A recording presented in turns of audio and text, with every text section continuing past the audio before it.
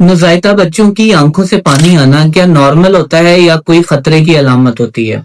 देखिए, जो नज़ायदा बच्चे होते हैं उनकी आंखों से जो पानी आता है ये नॉर्मल होता है। इसके पीछे एक वजह होती है, जैसे कि हमारी जो नाक और आंख के दरमियान में एक नाली होती है जिसे हम नेज़ो लैक्रिमल डक्ट भी कहते हैं।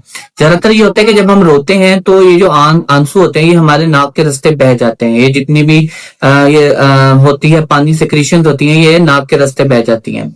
अब छोटे बच्चों के अंदर ये होता है कि बाज औकात माँ के पेट के अंदर से ही इधर कोई इन्फेक्शन हो जाती है, जिसकी वजह से ये डक्ट ब्लॉक हो जाता है।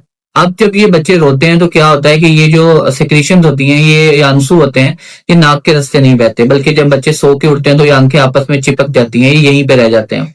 अब इसकी वजह से वालिदैन मोस्टली वरीड होते हैं और इसमें ड्रॉप्स डाल रहे होते हैं। इसका जो हल होता है वो किसी किस्म की कोई मेडिसिन नहीं होती, बल्कि कुछ एक्सरसाइजेज होती हैं। इनको हम टीयर डक्ट ब्लॉकेज कहते हैं।